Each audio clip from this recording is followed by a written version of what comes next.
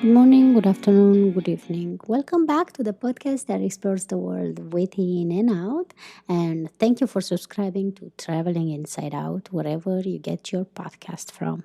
And once again, if you can rate it on Apple Podcasts or Spotify or whatever, that would be amazing. Thank you. I'm going to say it again. For a while, there's gonna be a lot of sounds because I don't own a studio. And so, for example, right now, I am in an Airbnb in Ithaca and the heater is on, and the heater is actually a hole in the ground of the bedroom. So I've never seen this ever before. I didn't know that you can get heat from the.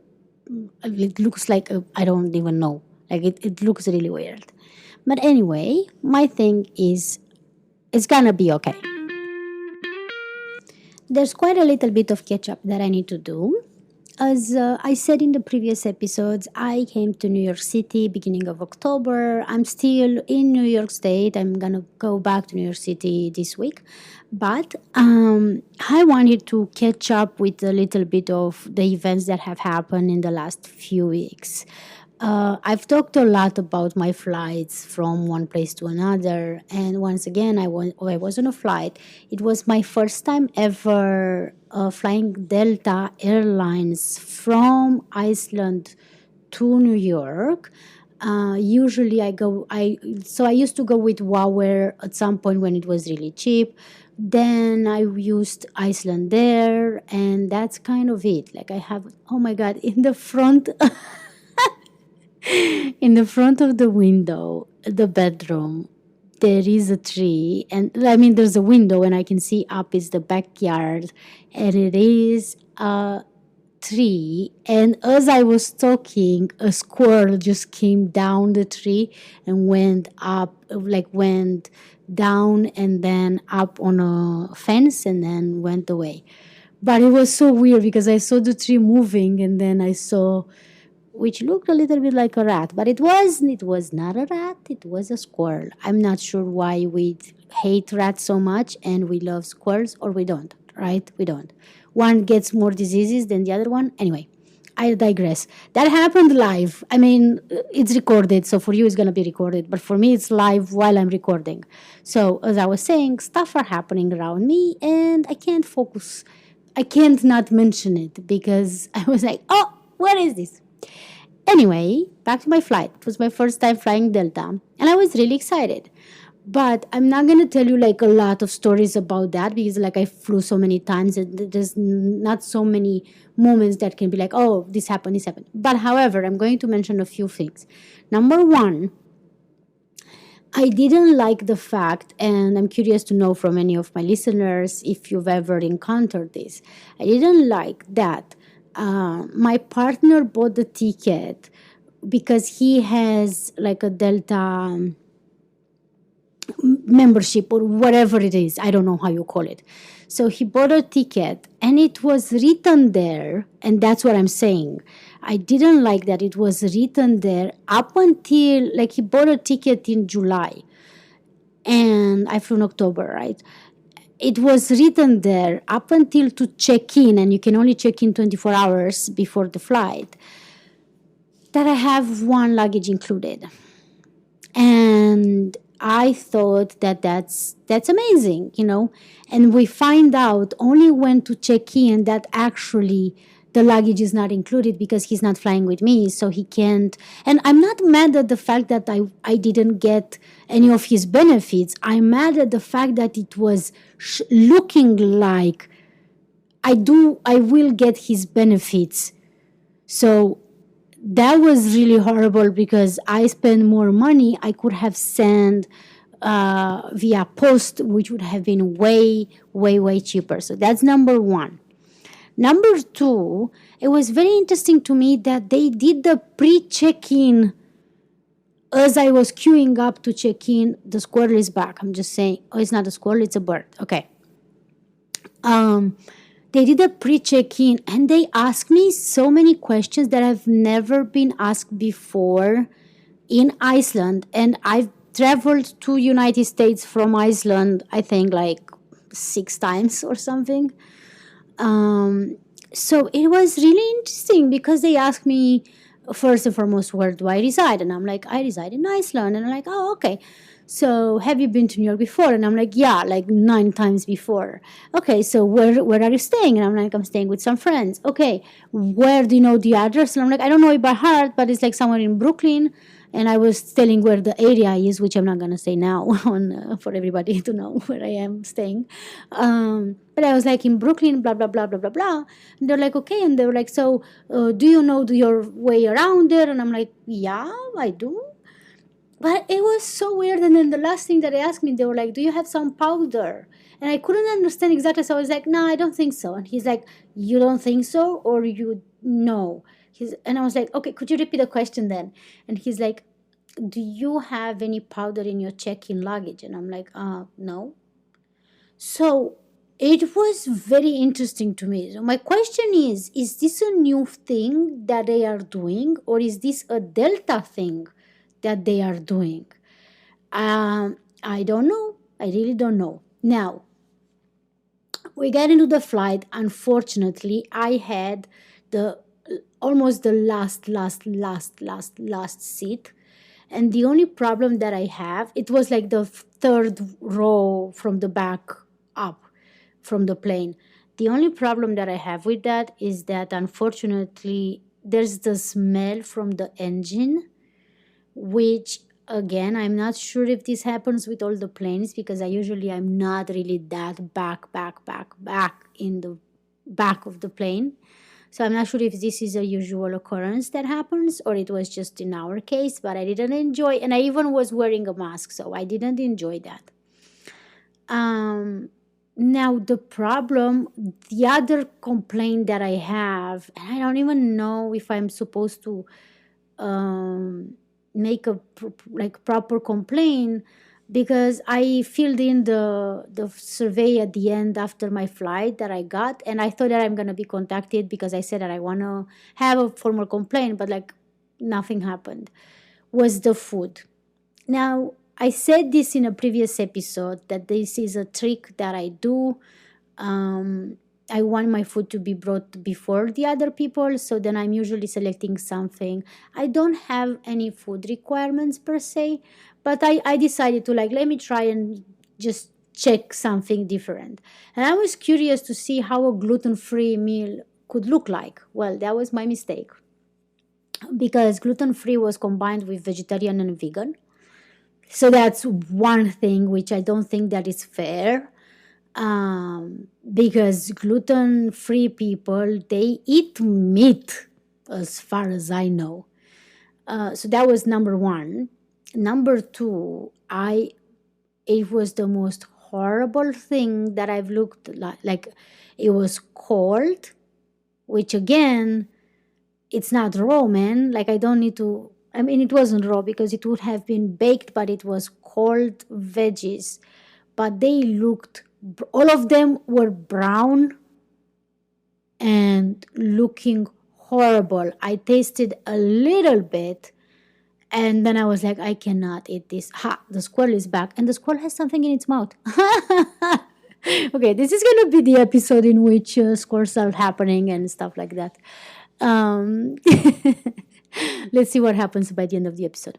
Anyway, okay, so that was really disgusting, and I was like, I don't even. They didn't even give me cutlery, and I'm like, I don't even know what this is, and I don't want to touch it, but I kind of have to eat it. I'm kind of hungry, and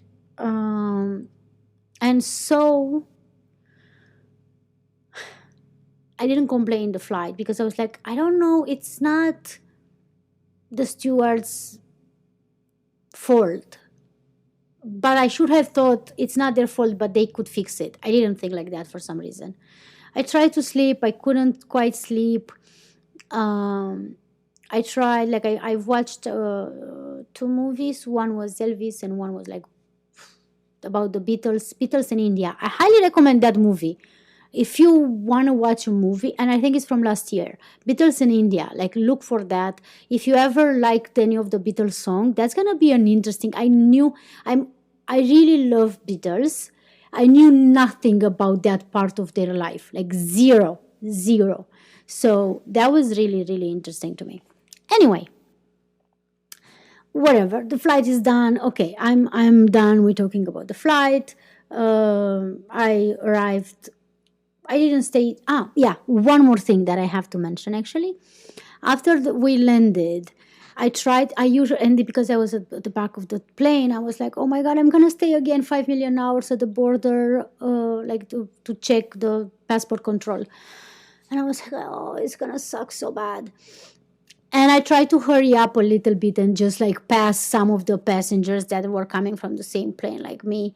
And we kept going and going and going. I think we walked for like 15, like good 15 minutes, I think. Um, and eventually we made it to the passport control, and I see like a humongous, like very, very, very, very, very, very long queue. And I was like, well, here we go. Here we fucking go. And then I look and I see a miracle. That was the line for the US citizens. And then it hits me. Delta is mostly used by American citizens, which I am not. And so I continue the queue. And guess what happens? Not so many people in the non citizen queue, which was the first time ever. Because again, I told you, usually I fly with the Icelandic company. And I think we were brought in another terminal as well, which didn't click with me until later on. I was like, oh, this is a complete different terminal. This is making more sense now. Where is everybody else? That was my thing. Like, okay, I understand that this is us from the plane, but like, where are all the other planes that people are coming from all the other countries and so on? And I'm like, oh, so Delta, what if Delta actually has like a whole terminal only to themselves, or like only for other American airline companies? I don't know. I really don't know. And so it didn't take long at all. And then the guy, I got to there, and then the guy starts asking me question. But the way that he was looking at me, he's like, okay, let me see what you got to say, like what you have, like what's happening. And I remember that it didn't take long. He didn't ask me how long I'm staying, which is insane because they usually always ask me that. He asked me how long I stayed last time, and I said that I stayed like 4 days, and I'm like, no, no, no, a week, like a week. And then, I mean, I think he can see my entry and exit, right? On the thing, anyway. And he didn't ask me for a proof of going out of the country, which I did have, like the proof of going out of the country, obviously. But like, he didn't ask me for it. And he just let me pass. So that was amazing. Anyway, so that was the flight. Then I took a taxi and I went to where my friends are living. Okay, in the previous episode, I said that there's some things that are not going my way. Thing is, long story short, I can't stay at my partner's place because there's a bit of a construction site. So I was staying at his brother's place, and that's why I was a bit confused, and it was a bit difficult for me to adjust to la la la la la la. Anyway, that being said, I said that I'm not going to talk that much about the flight, and look at me, like I'm still talking like for 10 minutes or however long it was. I do want to talk about an event that I went to, and I was like, I could get used with this life in New York. But it is starting to dawn on me that in New York City there are so many events every freaking moment and second that I am going to need to get used with not being able to do stuff. Kind of similar with how I eventually got used with the idea of not being able to see everything when I was in South America. It's kind of be the same while I'm in New York for a bit longer. how I am going to I am going to you ready for this? Yes, I am going to miss a lot of events with people. Like, for example, I just saw that Lauren Graham, and I love her from Gilmore Girls. She has a new book coming out, and she's going to be in New York. But I'm like, I can't afford it because I'm a bit on a budget currently, as you can imagine. And also I can't, I need to pace myself because I have already been to a book release, and I'm talking about Eliza Shlesinger. She's a comedian. For whoever doesn't know her work, she's a comedian, actress, I would say activist as well. And she just had released her sixth stand-up comedy on Netflix, which I didn't know until I googled that thing. And I'm gonna tell you in a moment why I was googling her. Apparently, she's matching Dave Chappelle as the most stand-up comedies on Netflix, which is amazing, and I'm happy for her. And it kind of says something about her work. So I was Googling her because I also asked my partner if he wants to join me when I bought the tickets before leaving for New York. And he said, yeah, let's go together. And he didn't, like, I think I showed some parts, some bits of her work, but I don't think that he remembered who she was. And so I asked him, like, do you think she still gets nervous? And he looked at me, he's like, I don't know who she is. And I'm like, that's a bit rude to say around people when you are um, at her book release, right? And then I remember that she also has a podcast, Ask Me Anything, with Iliza Shlesinger. And I remember listening to her podcast, and I think at some point she did mention that she has some women coming up to her, and the boyfriend is clearly dragged on with her, basically, or like something like that. And I'm like, oh, I became that girlfriend that dragged the boyfriend with her. And I was like, you know what? No, that's not what happened. I told him that he doesn't need to join me, but if he wants to, he's more than welcome to. I'm gonna buy the tickets, whatever he wants to do. And he felt like, since this was the first event that I ever went to, he really wanted to be there. Okay, so now talking about the event. It was my first time ever going to a book release. So we went into a space. There were not so many people, and she had someone introducing her, and then there was a moderator, another writer, I'm guessing, that I've never heard of. And then she came out and they started having a dialogue. And it was half an hour questions from the moderator, and then half an hour questions from the public. And the public really added like proper questions, like ask her, because she wrote the book when she was pregnant, and then she kind of finished the book after she gave birth. And so one of the questions was like, the book is called All Things Aside, and there's, I don't remember what's the subtitle, like All Correct Opinions or something like that. But the thing is that I was impressed, right? I was impressed with the questions addressed to her. I really also loved that she sounded the same. She sounded the same as I would hear her on the podcast. She sounded the same as I would hear her when I'm watching her stand-up comedy. And she sounded the same now. And I've also, I'm gonna spoiler alert. I went, like, I bought the books, like the books were with the ticket, and so I have actually managed to get her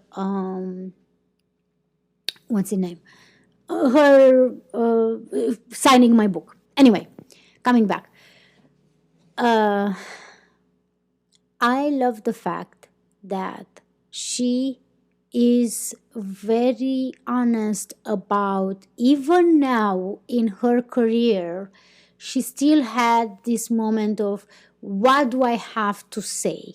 Which is insane to me, in a way that she has a weekly podcast and she's doing her comedy and she's been touring around the country and so on. And yet she still had this moment, and she was very honest about her not feeling like, if I'm going to say something incorrect, somebody's going to cancel me. And it's just because that's what they decided to do. Like, they woke up in that morning and they were like, today I'm going to cancel someone and I'm just going to go. So she's very open about how this, like, how she's perceiving this world. But one of the things that was really interesting, most of the public were women, but it wasn't only women, right?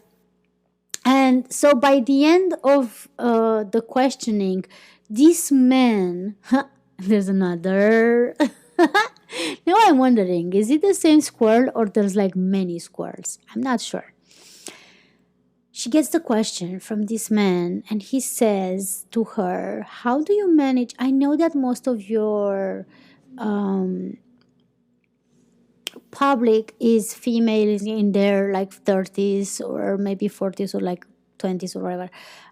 How do you manage to make me a man in my, like, a white man in his 60s to still enjoy your comedy? And that's when she was like, so as much as I am a feminist and all that, and she even mentions like the feminism is just, we want equal rights, right? But she's like, I don't find it funny to make other people turn away from me. So I love that. And watching her last show, her last comedy show, she is talking to men and trying to like talk about female things but addressing to men, which is, I think it's a smart way of making, like, bringing both groups along on the journey. But now, to talk about the actual book thing, I was very curious. So she comes out, they have a conversation. Obviously, she's a comedian, so she's going to crack some jokes like at some point. And then people keep just asking questions. And I love the fact that everybody was really, like, not repeating a question or not necessarily asking her something that she already addressed. So it was really great. Now, the thing is that the moment came, it was over and everybody rushed out. And I was like, I don't need to rush out. And then I realized they were rushing out to queue for signing the book. And I was like, I mean, I'm here. I kind of want to do that. And it took us, I think, like 40 minutes or so, because we were kind of like one of the last ones in line. My problem was that I was so nervous because I've been following her for like a few years now.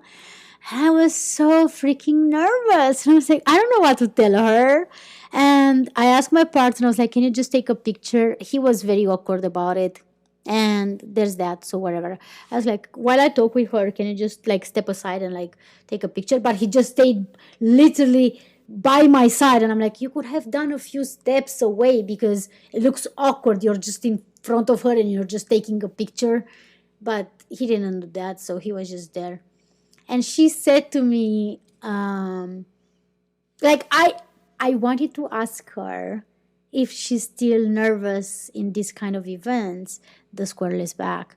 And I said, nothing of that. I was like, I'm so happy to see you in person, or something like that. And she was like, oh, you were great as a public.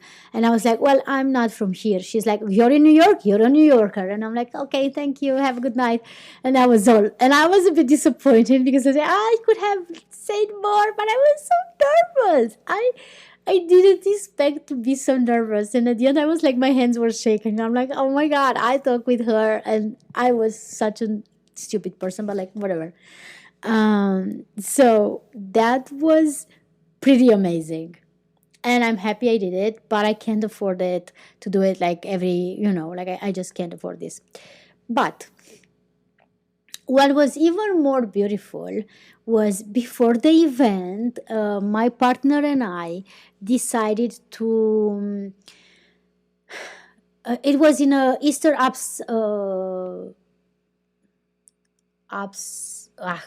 do you say it?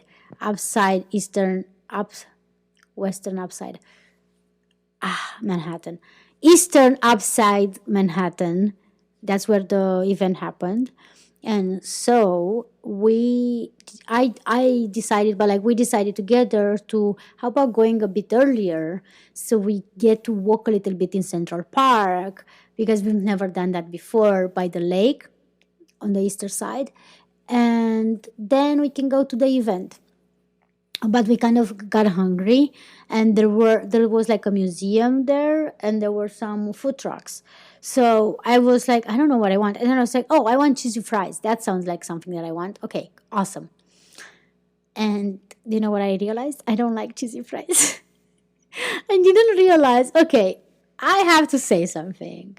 I am not from this country, and I usually never buy cheesy fries. And if I do buy cheesy fries, in Romania, cheesy fries means some cheese grated over the fries, not cheese sauce, which I don't like so much. I don't usually like my sauce over something. I like my sauce on the side for me to be able to eat the fries with or without the sauce. So I didn't know that cheesy fries with bacon means a lot of cheese sauce over my fries. So we found actually a bench with a table in the park. So we sat there to eat. And that's when I was like, I'm gonna be honest. I don't like. I asked for cheesy fries, but I don't like the cheesy of the fries. Like I don't. But that's how I learn what I like and what I don't like. And so then we walked for a little bit by the park. It was really lovely. Then we finally went to the event. And when we came out, I wanted to go to a bakery because we were going back to his brother's place to watch House of Dragon, which I'm not going to give any spoilers. Anyway, that was like a few weeks before, um, which I'm still not. I'm not convinced. Basically, I'm not very convinced yet. But that Sunday was such a it was a Sunday, yeah.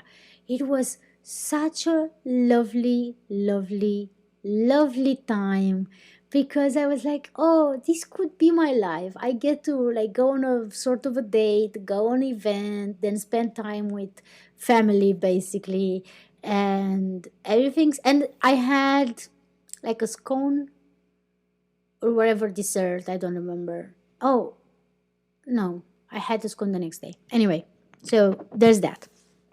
That being said, it's time now to move to my favorite new part of the podcast, which is talking about people getting outside of their comfort zone. Okay, and let me read once again. We're going back to Reddit. So, this person says, as a hobby, I play the piano, the ukulele, and I sing. A few weeks ago, I went to a bar with a friend. My friend told the bartender that I could sing. They encouraged me to play for them. I was really nervous about it, but it turned out to be a really good night. Since then, I performed there one more time and I've been asked to play at a festival. But the best thing I learned from this experience is that if you're passionate about something and you share your passion with other people, it's a way to connect with people. So, what I loved about this is that I have seen myself in this person. I don't sing, so not in that way, but I get scared to share my art, which I think at some point any artists have been through this point in their life, basically.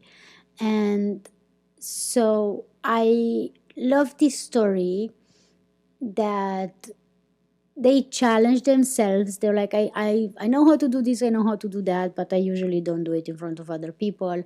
And then when I did, they actually enjoyed it. They asked me to come again. And so nothing bad happens.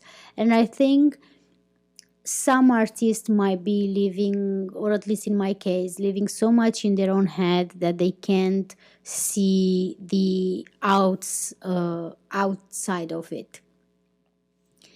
And this is actually one of the reasons why I decided to have a new website in which I'm bringing all my work, all my writings under one roof. Um, and hopefully one day I will have a proper novel or something like that that I can also add to the website. And I made a huge step, so I also want to. I think you know why I'm laughing, right? You know that the squirrel is keep going from left to right and right to left on the fence in front of the window. Anyway, I wanted to say that I enrolled to a writing class. It's a regular from Gotham Writers, or that's the website, I think, or Gotham Writing. It's a writing class for fiction, and it's for 10 weeks. I have homework every week, and I get like proper feedback from an instructor, and I have to present like an idea and so on. And this is why I selected this part, talking about getting outside of your comfort zone, because I realized, for whoever doesn't know, I'm a journalist graduate. So I graduated journalism, like communication, specialized in journalism. And I, yeah, that's sound that you will for sure hear. So I've realized that outside of my classes, going to high school and university and all that, I have never actually taken a class about writing per se. And I have been writing since I was a young kid. And some things happened in my life that they made me write more, but not want to share my writing. Then I had a blog. I was writing a lot in Romanian. I had a blog. And I was a lot more depressed back then. My younger self, I didn't even know that I was depressed. I just thought that that's how a teenage, like that. I really thought that my teenage years are supposed to be like that. I didn't know that you don't necessarily, I really thought that that's how, like, everybody's going through something like this. That's what I thought. And I'm reading now back to my stories, and there's a lot of gruesome, or most of my characters are dead by, no spoiler alert, are dead by the end of the short stories that I kept writing. And so now, many years later, I want to actually truly study how to write. And I also want to say that I am actually also interested in understanding how to write in English. I'm hoping that maybe some of my vocabulary can be improved, because when the switch happened, I started living more and more abroad than in my country. I'm speaking more English than Romanian, and so my writing is like split. So I kind of want now to focus more on writing in English, because I've lost touch with all the vocabulary, the beautiful vocabulary that my native language has. So I said, might as well just focus on English for now. And hopefully, in a future not far away, I can tell you or present you a novel or a book, or like a published whatever, short stories, or something like that. Who knows? Maybe one day. But for now, I'm taking this class, and I'm happy to share my journey with you throughout the weeks. I'm going to let you know how it's working. But yeah, don't forget that I would really love from you what is your comfort zone story when was the last time you got out of your comfort zone? This concludes today's episode. Thank you for listening and for reviewing Traveling Inside Out. If you want to get in touch with me, send an email to podcast@alinaigrad.com. And remember, your outdoor journey begins with inner work. Until next time.